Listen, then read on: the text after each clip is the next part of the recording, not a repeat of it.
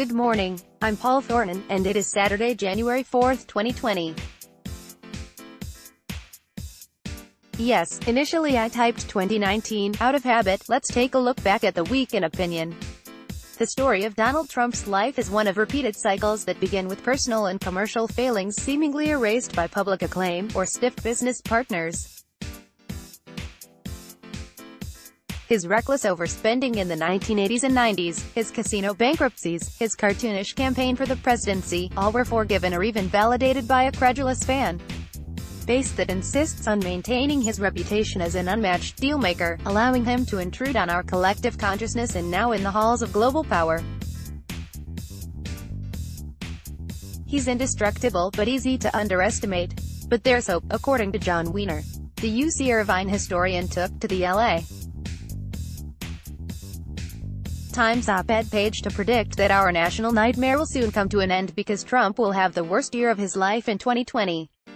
Wiener's arguments were all good ones. The grim poll numbers just don't add up for the president. He gravely misreads public opinion, and recent electoral gains by Democrats suggest the left will be highly motivated to turn out in November.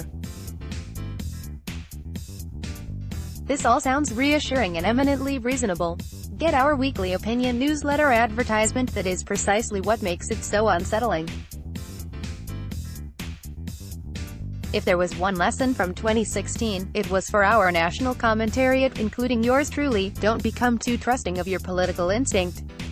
In fact, Wiener's piece drew expressions of skepticism from some of our letter writers, who noted that America's peculiar system of selecting its president via the Electoral College amplifies the voices of fringe voters in a handful of key states. More worrisome is this thought: whereas Trump entered 2016 as the second most likely American to become president, he begins 2020 as the incumbent and therefore the most likely American to be inaugurated on Jan. 2021.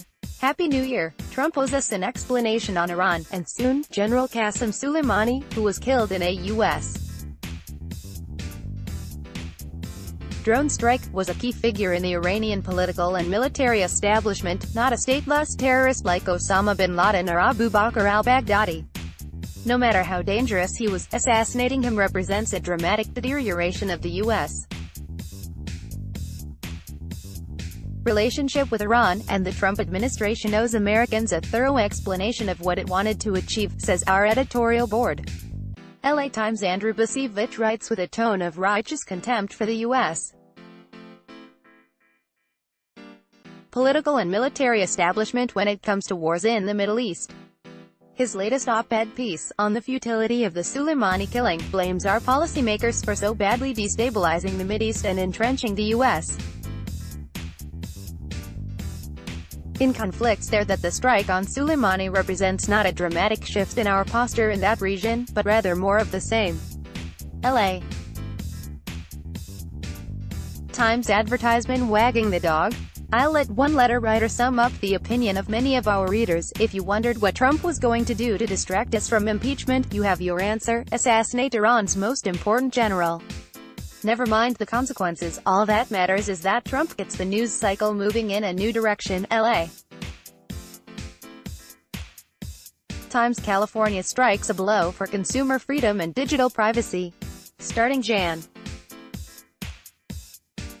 1. You may have noticed a small but significant link on most of the websites you visit, an option for you to decline to have your data sold for commercial purposes.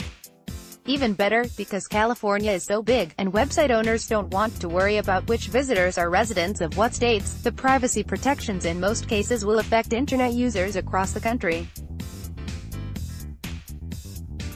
Slate what researchers know about people who attack places of worship. They're men, and most are white. In the vast majority of incidents, the shooters had been experiencing some sort of personal crisis, and nearly all of them were suicidal. There are two distinct subgroups who target religious groups, one that is motivated by ethno-religious hatred, and another that is motivated by domestic issues, and the house of worship just happens to be where an ex-girlfriend or spouse is that moment. We can reduce the frequency of these shootings by training ushers and greeters to spot warning signs, and by forcefully and publicly condemning hate. Times. As always, thank you for reading, and please suggest improvements to this newsletter by contacting me at paul.thornton@latimes.com. As you know, none of this work is produced for free, so please consider subscribing to the LA Times. For information on our other newsletters, go here. Let's block ads. Why?